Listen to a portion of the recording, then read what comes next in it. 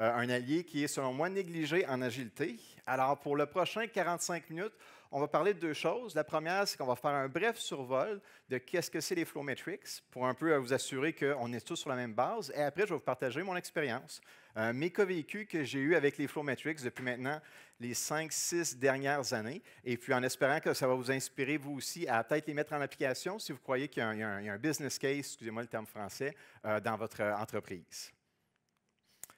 Si jamais vous voulez voir la présentation, le PowerPoint, des gens, à la fin, ils viennent toujours me voir. C'est facile, je règle tout de suite la question. Vous pouvez scanner le gros code QR. Vous allez aller sur une page sur le site web de Pacemaker où vous allez pouvoir télécharger la conférence. Il y a aussi des accès à l'outil Pacemaker, une fiche aide-mémoire des flow metrics. Alors, gênez-vous pas, je sais que personne ne prend une photo de moi en ce moment, c'est tout à côté, mais je l'apprécie quand même. Si ceux qui veulent attendre, le téléphone ne marche pas, à la fin, je vais remontrer le code QR. Alors, à la fin complètement de la conférence, vous allez pouvoir avoir l'occasion cette fois-ci peut-être de me prendre en photo avec le code QR cette fois-là. Alors, avant qu'on parle de Flow Metrics, je veux qu'on parle d'une élection américaine qui a été quand même assez importante, celle de 2016. Alors, première question quiz pour vous, et je vais vous inviter d'aller sur menti.com. Ceux qui ont des téléphones cellulaires sur vous et qui voulaient participer au sondage, je vous invite d'aller sur menti.com et de rentrer le numéro en haut qui est le 4996-9180. Alors, vous allez sur menti.com et il y a le code 4996-9180. Où vous allez devoir répondre à une question: qui étaient les deux candidats à la présidentielle de 2016 aux États-Unis? Alors, présentement, il y a 5 personnes qui ont répondu 2 choix. On est environ peut-être une quarantaine, une cinquantaine. Je vais vous faire un peu souffrir. Je vais attendre que peut-être 5, 10, 15, 20 personnes ont rentré des chiffres pour avoir un peu une donnée de ce que les gens pensent. Et jusqu'à présent, c'est Donald Trump et Mme Clinton qui ont l'air à remporter cette question quiz. Alors, vous aviez raison, ce sont ces deux candidats-là, et on sait un peu ce qui s'est passé dans cette élection. C'est M. Trump qui a gagné, mais ce qui est intéressant, c'est que la journée avant l'élection, c'était Mme Clinton qui était donnée gagnante. Elle était donnée gagnante à plus de 71 %. Et ce chiffre-là vient de l'agrégation de tous les sondages qui étaient faits quasiment d'une façon quotidienne aux États-Unis, et Mme Clinton était donnée gagnante la journée avant l'élection. Quand on regarde même le forecast ou ce qui se passait dans les 6 derniers mois avant l'élection, Mme Clinton était toujours donnée gagnante, à part à 2 moments. Au mois d'août, où est-ce que M. Trump a eu sa convention nationale des républicains, puis lors d'un des débats, M. Trump a réussi à remonter dans les sondages. Mais à part ça, Mme Clinton était toujours en train de gagner ou de remporter l'élection lorsqu'on faisait des sondages avec les gens, on les appelait, puis on leur posait la question: pour qui allez-vous voter? On connaît le résultat final. Ce n'est pas Mme Clinton qui a gagné, malheureusement. Mais ce qui est intéressant, ça, c'est un livre qui est sorti 2 ans plus tard, qui s'appelle Everybody Lies. Même si les gens au téléphone disaient: oui, oui, oui, je vais voter pour Mme Clinton, sur leur ordinateur, ce que les gens faisaient, c'est que lorsqu'ils comparaient les deux candidats, ils tapaient leur candidat préféré en premier versus le candidat qu'ils voulaient évaluer en deuxième. Un peu comme lorsque vous magasinez une auto, vous allez peut-être rentrer Honda versus Tesla. Votre auto préférée, votre marque préférée va être en premier. Et c'est ce qui se passait sur les ordinateurs des gens, surtout dans les États du Midwest américain, où les gens rentraient plus Trump versus Clinton. Et cette tendance-là, il y a des gens qui ont commencé à l'observer sur Google dès l'été 2016. Alors, ils ont un peu commencé à dire pas sûr que ce soit Mme Clinton qui va gagner. Où est-ce que je veux vous amener avec ça? C'est qu'il y a 2 choses qu'on peut remarquer des gens. Ce que les gens disent, donc au sondage, ils vont dire: oui, oui, je vais voter pour Mme Clinton. Et ce que les gens font, donc derrière leur ordinateur, dans leur salon le soir, ils sont en train de faire une recherche qui est différente de ce qu'ils disent. Les flow metrics, pour le restant de cette conférence, on ne va pas parler de ce que les gens disent. Oui, ça va être un 5 points d'effort ou un 3 points, un 6 points, ou ça va être une vélocité de 40. On va plutôt regarder ce qu'ils font, l'historique des tickets dans votre Jira, dans votre Azure DevOps ou peu importe l'outil de gestion, et on va bâtir des métriques qui s'appellent les flow métriques pour voir s'il n'y a pas des prévisions, des tendances d'observation, faire même juste un diagnostic de l'état de la situation avec vos équipes ou peut-être même votre organisation, votre département. Donc, allons-y avec la définition des 4 indicateurs qu'on appelle les Flow Metrics. Avant de les présenter à vous, je voudrais juste un peu mesurer le niveau de connaissance des gens dans la salle. Alors, encore une fois, je vous invite à vous retourner vers votre téléphone, aller encore une fois sur menti.com et de voter à la prochaine question. Quel est votre niveau de connaissance des Flow Metrics? Moi, ça va un peu m'aider en même temps à mesurer votre niveau d'habileté avec ces métriques-là, puis d'un peu changer mon discours. Fait que si j'ai juste des gens qui peuvent donner cette présentation, supposons que tout le monde score ici dans les jaunes, je vais juste m'en aller puis donner le clicker à quelqu'un. Mais ce n'est pas ça qui est en train d'arriver. J'ai peut-être plus un auditoire ici avec des gens qui en ont entendu parler et aussi j'ai des gens qui les utilisent et des gens qui ne les connaissent pas.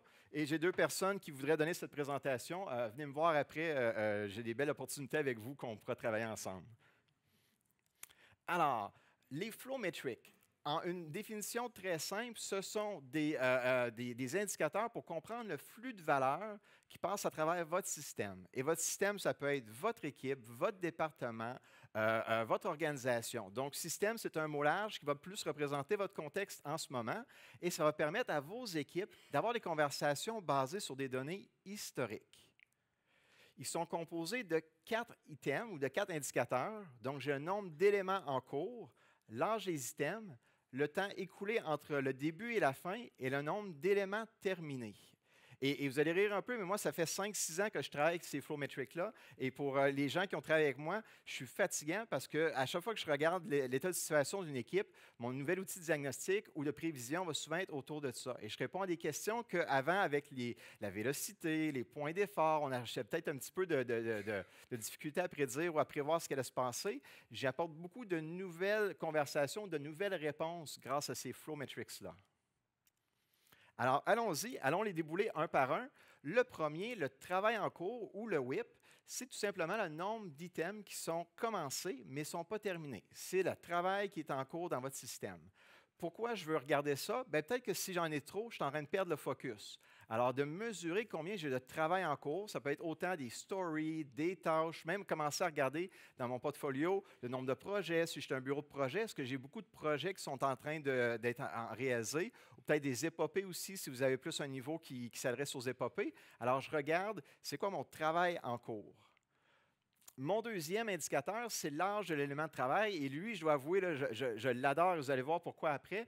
Ça va être le temps qui est écoulé entre le démarrage de cet item, par exemple, peut être pour mon projet, ma tâche, ma story, mon bug, jusqu'à aujourd'hui. Donc, je vais commencer, moi, quand j'utilise les flow metrics, à regarder l'âge de mes items et même des fois appliquer peut-être un taux horaire ou un taux journalier sur cet âge-là. Donc, si j'ai un item qui a un âge de 5 jours et que ça coûte 1 000 $ par jour pour le développer ou le construire, je vais peut-être commencer à mettre un indicateur financier par-dessus cet âge-là aussi pour avoir une conversation plus monétaire autour du flow des items qui passent par mon système.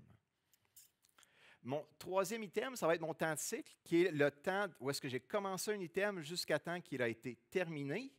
C'est un indicateur qui va me permettre de faire dans mes rétrospectives, regarder peut-être qu'il y a des choses qui ont été différentes qu'on ne pensait pas voir auparavant. Et finalement, j'ai mon débit de sortie. Je n'utilise pas débit de sortie, je vais employer le terme throughput. Donc, si jamais on travaille ensemble, je parle de throughput. Le terme reste en anglais. Débit de sortie, c'est comme ça passe mal, je ne sais pas pourquoi. Alors, on va souvent parler de throughput, qui est le nombre d'items terminés par unité de temps. Donc, non, ce n'est pas votre vélocité, qui est le nombre de points par sprint. C'est le nombre d'items complétés par une unité de temps. Donc, si vous êtes un centre d'appel, ça va peut-être être le nombre d'appels par heure. Mais si vous êtes en mode Scrum avec une équipe, ça va être le nombre d'items complétés par semaine. Ou si vous êtes un bureau de projet, ça va peut-être être le nombre de projets qui sont complétés par mois, par exemple. Donc, j'aime beaucoup le throughput parce qu'il peut être modulable, peu importe lequel niveau vous adressez dans votre organisation. On a déjà fait le tour de nos 4 flow metrics. Alors maintenant, je vais vous amener un peu comment moi je les utilise ou des cas particuliers où est-ce que j'ai trouvé qu'il y avait de la valeur pour moi.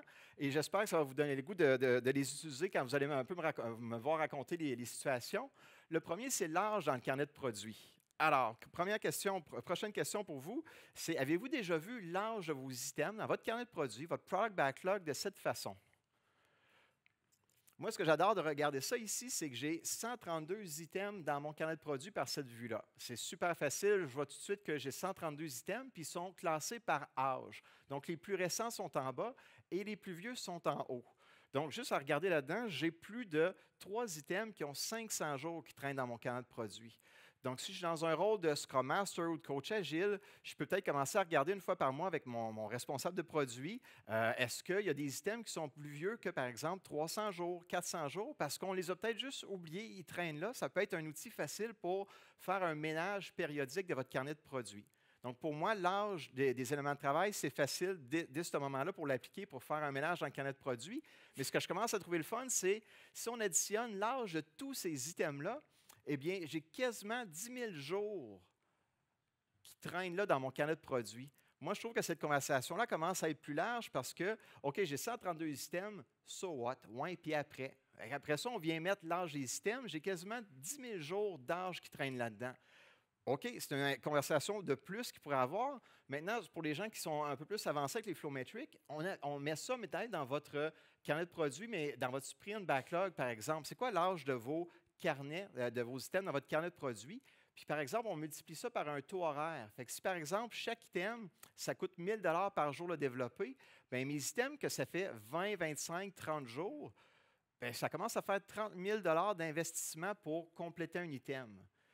Si après ça, ça vous intéresse, essayez d'appliquer ça à votre portfolio ou vos projets en haut, de commencer à dire c'est quoi l'âge de mes épopées qui sont plus hautes, puis ça coûte combien, je suis en train d'investir combien d'argent là-dedans juste pour chacun de mes items. Petite question pour vous, combien d'entre vous utilisez présentement l'âge pour accompagner vos équipes?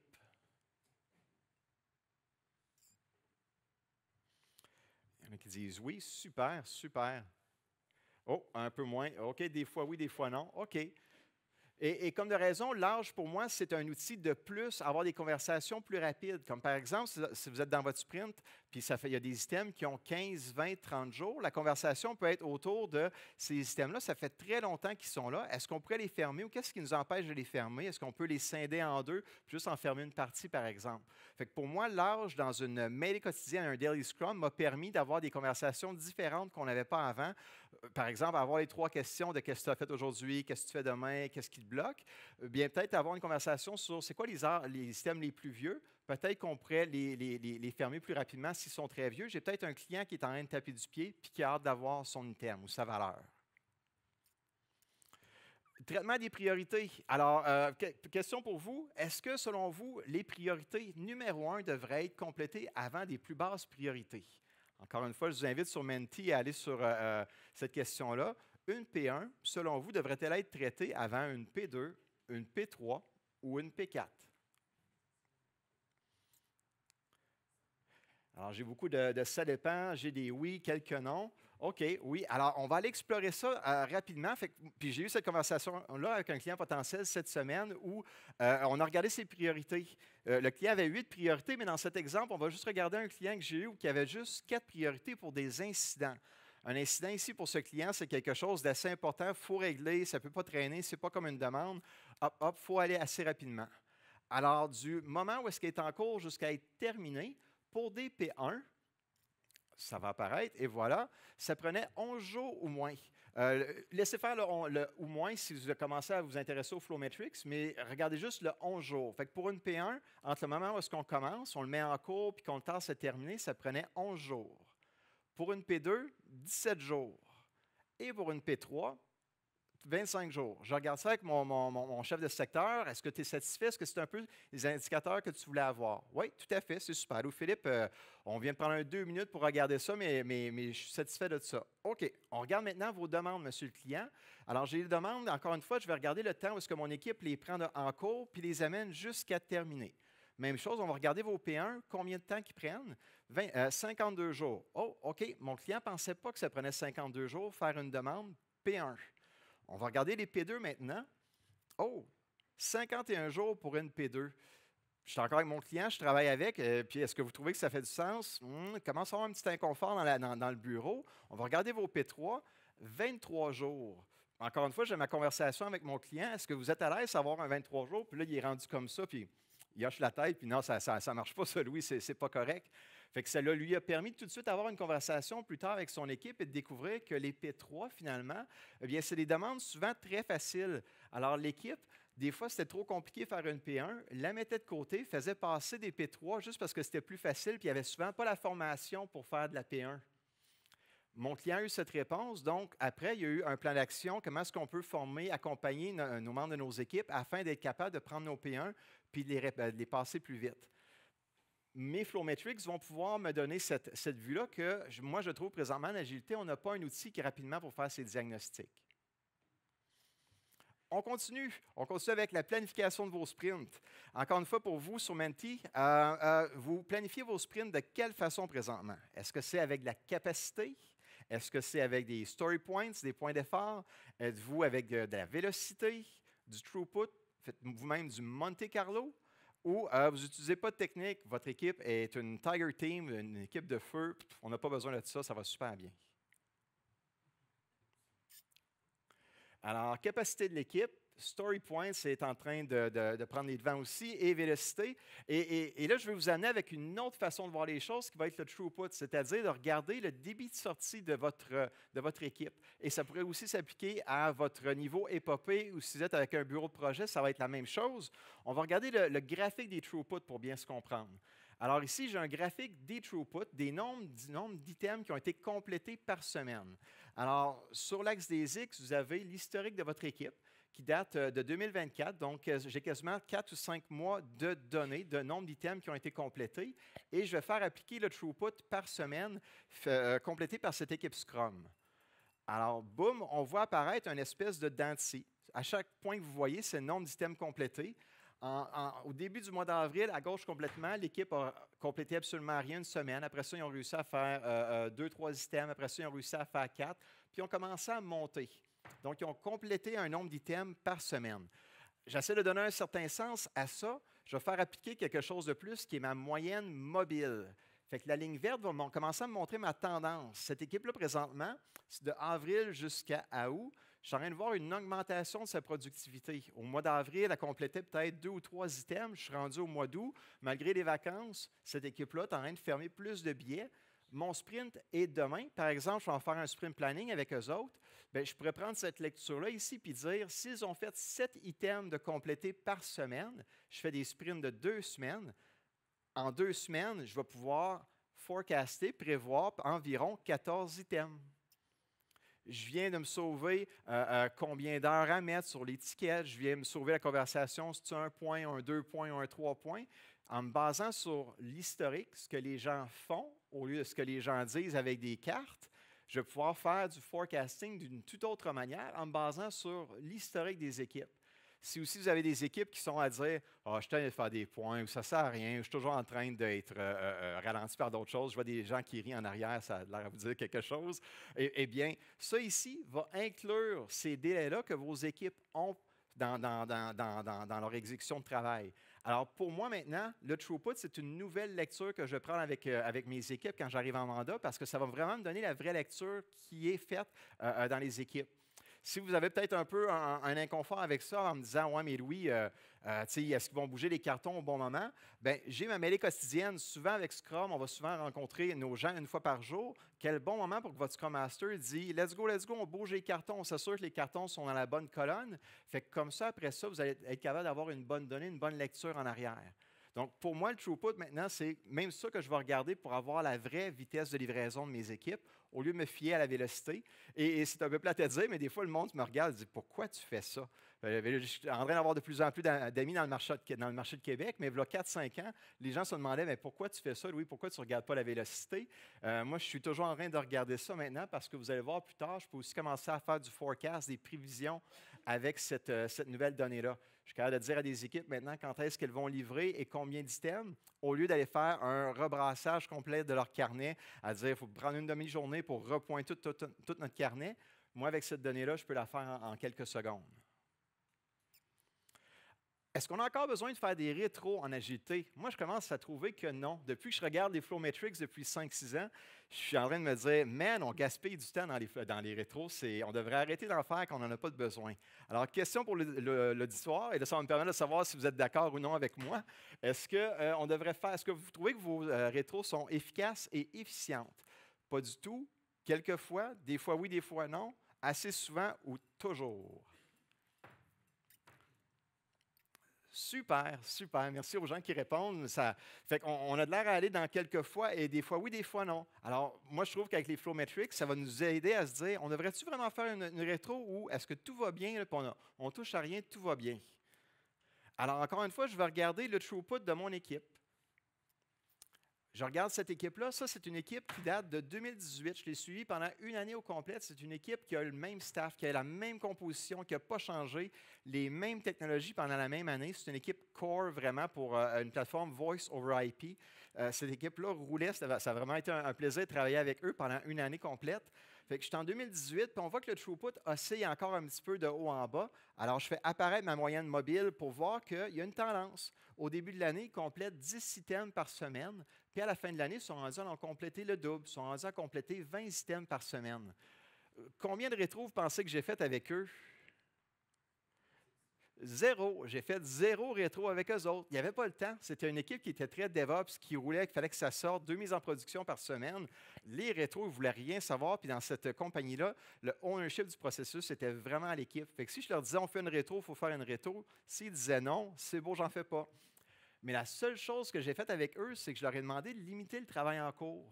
Parce qu'en début d'année, j'ai pris ma mesure qu'ils complétaient 10 items par semaine. Mais à chaque semaine, ils en prenaient plus que 10. Fait que même s'ils en prenaient plus que 10, ils en sortaient tout le temps 10, parce que c'était le même qui fonctionnait. Fait que je leur ai dit, est-ce qu'on peut juste en prendre moins? On va juste en prendre 10 par semaine parce que vous en complétez 10. Et tranquillement, pas vite, leur throughput a commencé à augmenter. J'ai fait zéro rétro, zéro, aucune autre chose. J'ai juste observé que cette équipe-là, quand on en prenait moins, ils commençaient à livrer plus. Fait que c'est là que j'ai commencé à regarder avec mes autres équipes que des fois, le jeu, même si on fait des rétros, il n'y a rien qui change. J'arrive de certains mandats où est-ce qu'on fait des énormes rétros, puis quand je commence à regarder mon temps de cycle ou mon throughput, il n'y a rien qui change. Fait que ma question pour vous, c'est, faut-il toujours faire une rétro à la fin du sprint? Moi, je pense que non. Je pense qu'on devrait arrêter puis se poser la question, est-ce que c'est le bon moment pour en faire ou je suis juste en train de gaspiller de l'argent d'un gestionnaire ou d'un budget ou d'un projet parce que présentement, peut-être que je n'ai pas besoin d'en faire. Moi, je trouve que les Flowmetrics m'outillent à me poser cette question-là. Temps de cycle dans un sprint. On va aller regarder, et ça, c'est mon observation depuis maintenant 5-6 ans. Selon vous, au PIF, combien de temps ça prend faire un item quand je suis dans un sprint? Est-ce que ça prend 5 jours ou moins dans votre expérience? 10 jours ou moins? 15 jours ou moins? 20 jours ou plus de 20 jours? Fait que quand vous accompagnez une équipe ou vous regardez le dashboard de vos équipes, est-ce que ça prend pas beaucoup de temps ou plus de temps? Oh, ça commence à être plus divers ici. 5 jours ou moins, 10 jours ou moins, il y en a un petit peu que c'est 15, un petit peu que c'est 20 et plus que 20 jours. OK, super. Moi, ma constatation de regarder le temps de cycle dans mon sprint depuis maintenant 5-6 ans, c'est que c'est vrai que Scrum, c'est comme une Ferrari sur l'autoroute. Il y a un coach agile sur LinkedIn qui a écrit ça dernièrement. J'ai trouvé ça super. J'ai pris la capture d'écran, j'ai mis l'auto. C'est vrai que Scrum, c'est une Ferrari sur une autoroute. Mais l'autoroute, il est bouché. Souvent, quand je suis en Scrum, il est bouché avec mon product backlog en avant. Fait que moi, ce que j'ai remarqué, c'est que je suis totalement d'accord avec vous. En Scrum, là, en sprint, oui, entre 5 et 30 jours, de regarder des Flowmetrics, moi, depuis 5-10 ans à 5-7 ans, c'est vrai que dans mon sprint, ça prend entre 5 et 30 jours. Mais on va regarder en avant. Dans mon carnet de produits, quand je regarde ça depuis 5-7 ans avec mes clients, un jour, ça va apparaître. Et voilà, ça prend entre 5 et 250 jours. Mon constat depuis 5-6 ans, c'est que Scrum a été super bon avec les TI, mais on a juste repoussé le problème. Le problème, selon moi, la prochaine étape, ça devrait être de l'exposer côté carnet de produits. Pourquoi ça prend 250 jours? J'observe ça maintenant depuis 5-6 ans. Je ne sais pas si vous le voyez, mais moi, je le vois. Puis je me dis, crime, il y a quelque chose à faire là, mais malheureusement, quand je suis en Scrum, je suis pogné juste dans ma petite bulle TI, puis je ne peux pas aller aider les gens à faire en amont de tout ça. Mais je pense qu'une des places où on aurait des gains, c'est d'aller voir notre temps de cycle avant qu'on rentre dans le sprint. Ma lecture, c'est que c'est super élevé, puis il y aurait sûrement des gains à faire là-bas. Pour Safe, j'ai aidé un client en 2021 avec Safe. On a plugué ces données Safe dans Pacemaker. Puis on s'est dit, on va regarder le temps de cycle des items qu'une équipe fait dans Pacemaker, puis on va regarder de quoi ça donne. Alors, juste par curiosité, qui utilise les Flowmetrics dans votre implémentation Safe? ou peut-être que vous n'utilisez pas Safe, ou si vous utilisez Flowmetric dans Safe. En passant, j'aimerais ça vous parler après. J'aimerais vraiment ça vous voir vos données ou regarder à quoi ça a l'air. Fait que j'ai 3 personnes qui disent non, je ne les utilise pas, 3 qui disent oui, et le reste n'utilise pas Safe. Merci pour les autres personnes qui ont voté. Alors, regardons un petit peu ce qu'un train Safe pourrait nous donner ou ressembler lorsqu'on regarde ça avec une lunette de Flowmetrics. Alors, voici à quoi ça ressemble. OK, ça a l'air énorme, hein? Ça a l'air beaucoup de petits points, mais je vais vous aider. On va regarder ça ensemble. Sur l'axe des X, c'est l'historique de cette équipe-là, qui date de 2021, sur toute l'année 2021. Et sur l'axe des Y, c'est le temps de cycle. C'est le nombre de jours en qu'un item a commencé jusqu'à temps que l'item soit complété. Et là, on a un beau nuage de points, mais on va le regarder ensemble. Premièrement, moi, je vois un train safe ici. On a commencé un PI ici. Je le vois parce qu'après ça, tchou-tchou, on est parti et on s'est mis à compléter des items. Je ne sais pas si vous voyez ici là, la petite ligne. On ferme des items, on ferme des items.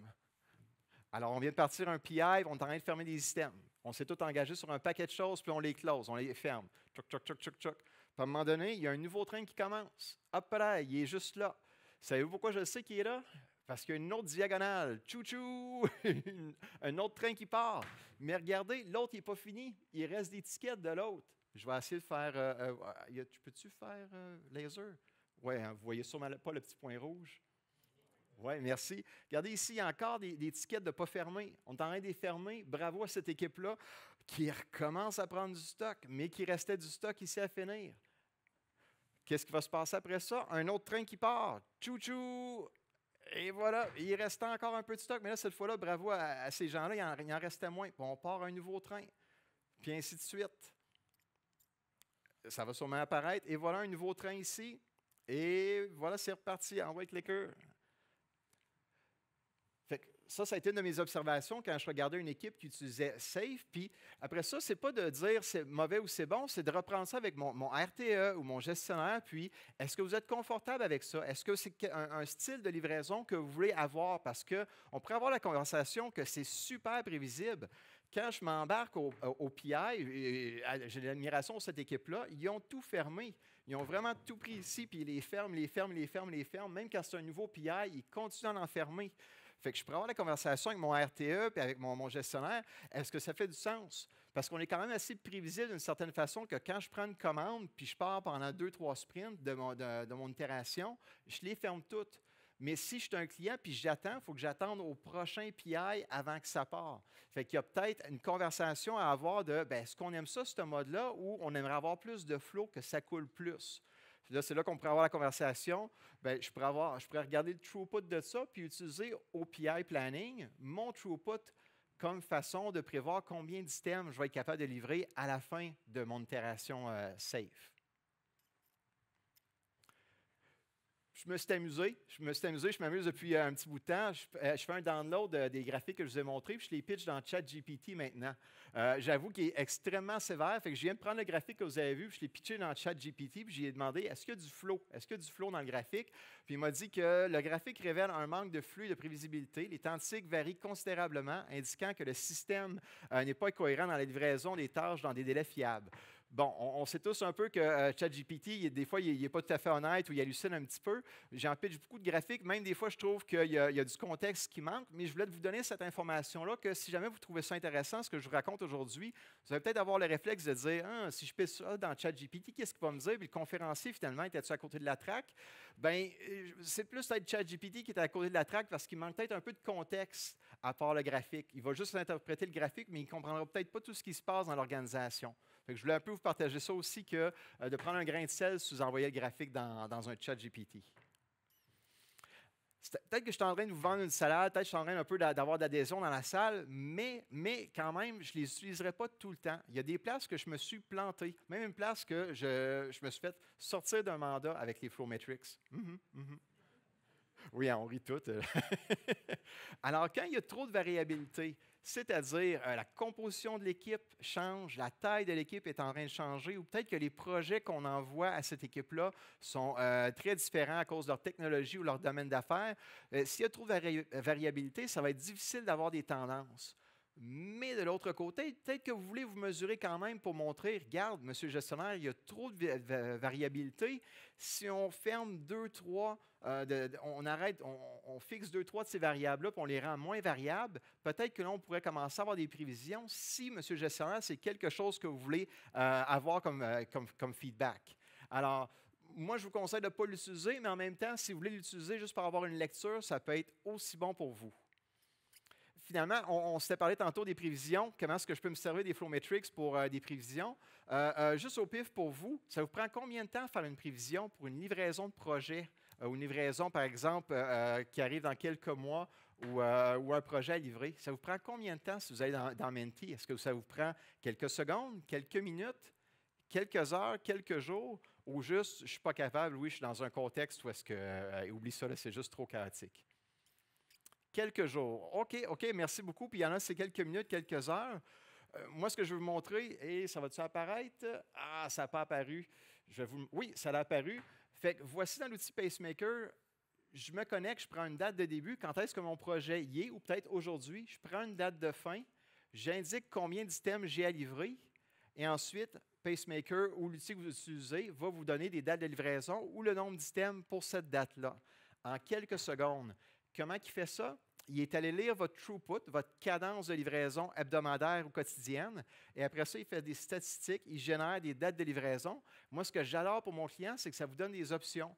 Il est capable de livrer, par exemple, 66 items, cette équipe-là, avec 95 de confiance, mais j'ai seulement 50 de confiance d'en livrer peut-être 89. Donc, ça vous donne des options quand vous voulez avoir une conversation avec vos gens d'affaires, de dire, bon, on va être capable de vous livrer ça, mais ça va être vraiment un stretch. On essaie de vous livrer tout ça parce qu'on n'est pas sûr de se rendre. En même temps, ça peut vous permettre de vous dire, oh, j'y arriverai pas. Peut-être que c'est le temps de remettre des gens dans l'équipe pour aller plus vite. Ou peut-être que si vous venez de perdre des gens dans l'équipe, il y a une espèce de barre de défilement à droite qui peut dire, bien, je suis en train de perdre des gens dans mon équipe, on va m'en retirer pour une raison X. Bien, voici l'impact que ça va avoir sur le nombre d'items que je vais compléter. Alors, j'arrive déjà à la conclusion. Pour moi, dans mon expérience, les Flowmetrics, je trouve que le retour sur l'investissement se fait surtout au début quand vous les mettez en pratique, parce que vous allez commencer à montrer des choses que les gens n'avaient pas vues. Fait que ça va être très payant pour vous, puis à un moment donné, ça va commencer à baisser, parce que les gens vont avoir vu leurs défauts, leurs mauvais plis, puis à un moment donné, vos Flowmetrics vont juste vous assurer de garder, vous me voyez venir, un certain flow dans votre cadence de livraison. Donc, si vous investissez là-dedans, je pense que vous allez récolter rapidement, vous allez avoir un bon retour sur l'investissement dès le départ, puis à un moment donné, ça va se stabiliser, vous allez aller moins dans votre outil de Flowmetrics, parce qu'à un moment donné, ça va juste faire partie de vos tâches quotidiennes. On va se laisser sur une autre élection qui est importante aux États-Unis, celle de cette année. Alors, juste encore une fois, pour vous, c'est qui les deux candidats à l'élection 2024 aux États-Unis? Petit spoiler, un petit indice, un des deux, c'est la même personne qu'en 2016. Il était de couleur orange. Merci tout le monde. Super, c'était bien Donald Trump et Kamala Harris. Alors, allons retourner voir le même site web qu'au début. Ils se servent eux aussi de simulation Monte Carlo, qui est le même outil que je viens de vous montrer pour faire du forecast de livraison de projet. On utilise aussi présentement du Monte Carlo pour faire de la prévision sur qui va gagner l'élection. Fait que, tu sais, s'ils utilisent Monte Carlo pour prédire une élection américaine qui est, je crois, assez importante, pourquoi est-ce que cet outil-là ne pourrait pas être important aussi ou utile pour votre livraison de projet? Mis à part ça, c'est super intéressant de voir que Mme Harris va gagner 55 fois sur 1000, sur 100, comparativement à Trump qui est 45 fois sur 100. Mais ça, encore une fois, c'est l'agrégation de tous les sondages que les gens font téléphoniques. Alors, ce qui est plus intéressant, c'est d'aller voir qu'est-ce qui se passe sur Google Trends. C'est quoi juste les mots qu'on tape? Présentement, j'ai Kamala Harris qui est en bleu versus quelqu'un d'autre. Donc, qui met son premier choix, Kamala Harris, en bleu? Puis Donald Trump, c'est par exemple Donald Trump versus quelqu'un d'autre. Alors, il y a 3 moments là-dedans qui est intéressant de voir que quand elle a annoncé sa candidature au mois de juillet, elle a été beaucoup plus populaire sur Google. Après ça, une deuxième fois, elle a été beaucoup plus populaire lors de sa convention démocrate. Beaucoup plus de monde dans Google cherchait pour elle. Et le troisième pic là-dedans, ça a été lors du débat le 10 septembre dernier. Mme Harris était plus populaire dans la recherche Google que M. Trump. Mais dernièrement, je ne sais pas si vous le voyez en bas, c'est assez, encore une fois, serré, ce qui quand même vient un peu confirmer ce sondage. Fait que les gens, ce qu'ils disent et ce qu'ils font présentement ont l'air d'être pas mal égal. Merci beaucoup tout le monde d'avoir participé par Menti et de m'avoir écouté. Encore une fois, le code QR est là-bas. Je vais essayer de me mettre ici pour sûrement avoir une photo. Et si vous avez des questions aussi, je devrais être capable d'avoir des questions de l'audience. Vous pouvez toujours aller sur Menti pour poser des questions. Sinon, bien, il va me rester à vous souhaiter une très belle journée ensoleillée et qui se réchauffe.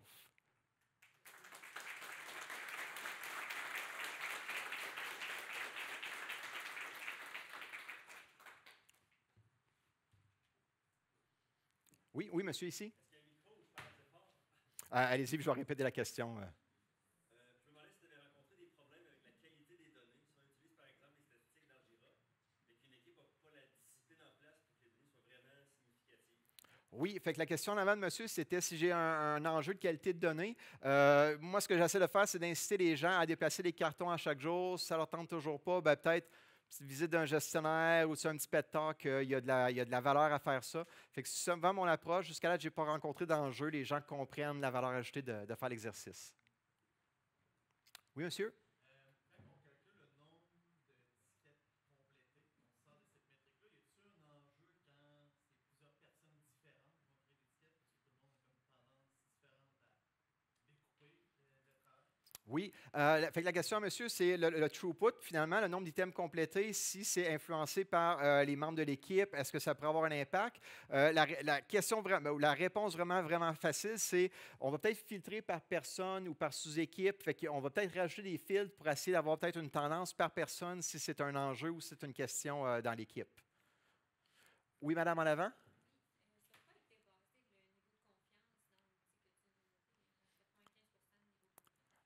Oui, fait que la question de madame en avant, c'était les niveaux de confiance qu'on a vus aujourd'hui dans la présentation sont basés sur quoi? La réponse, c'est basé sur des percentiles.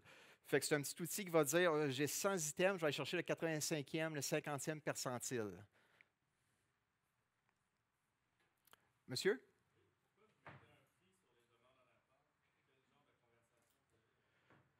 Oui, fait que la question de monsieur, c'était si je mets un prix sur les demandes en attente. Ce que je vais faire, c'est je vais essayer de dire on est en train de juste perdre du temps. Cet item-là est en train de vieillir, moisir.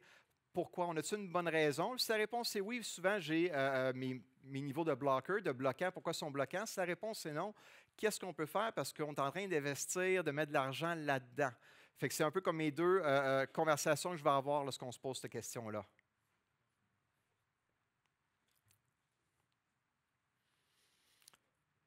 Oui, monsieur?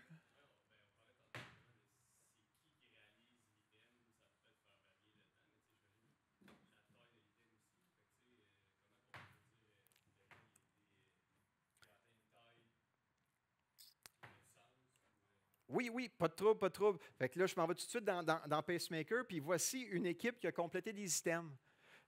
Veux pas, à un moment donné, on va aller voir que tous ces items-là vont être plus petits qu'une certaine marge qui s'appelle le 85e percentile. Fait que naturellement, en découvrant ce 85e percentile-là, vous allez voir votre tendance naturelle de l'équipe.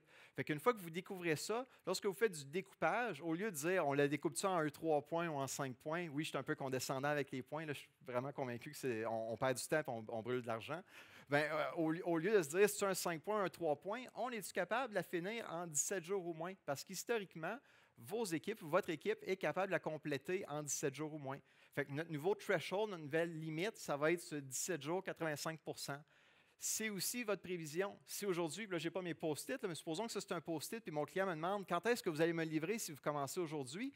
Je regarde ça. Historiquement, monsieur le client, on va vous le livrer en 17 jours si on part aujourd'hui, parce qu'en 17 jours, c'est ma tendance. Puis là, ce que je fais après ça, c'est que dans ma mêlée quotidienne ou mon stand-up, si je suis plus en Kanban, je vais suivre l'âge de ces items-là. Puis si je suis comme Louis-Philippe, ben ça va être, hey, celui-là ici, là, il est rendu plus que 17 jours, il est rendu à 19 jours. Moi, je tape du pied parce que j'ai un client que j'y ai promis il y a 17 jours qu'il le rend 17 jours ou moins. Pourquoi c'est là? Qu'est-ce qui se passe? Puis là, j'affiche que, par exemple, ça fait 3-4 jours qu'il est à validation. OK, il est où mon testeur? Va le valider, s'il te plaît, j'ai besoin d'aide. Oui, j'ai vu oui, on a encore du temps pour des questions. Allez-y, madame. Oui, fait que la notion de découpage, comment on la fait? Ça revient au graphique ici.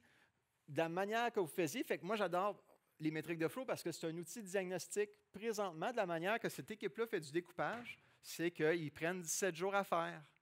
Entre, par exemple, to-do à discovery. Supposons que je veux juste regarder le temps que ça prend discovery puis done, ça prend plus de 17 jours, ça prend 14 jours. Fait que ça me donne un diagnostic de comment est-ce que mon équipe découpe. Puis après ça, c'est de regarder avec l'équipe, avec mon gestionnaire, est-ce que c'est trop lourd? Est-ce que ça nous ralentit de trop découper? Peut-être que oui, peut-être que non. Fait que je trouve que les flow metrics, c'est un beau point de départ pour avoir ces nouvelles conversations-là qu'on n'avait pas avec la vélocité avant.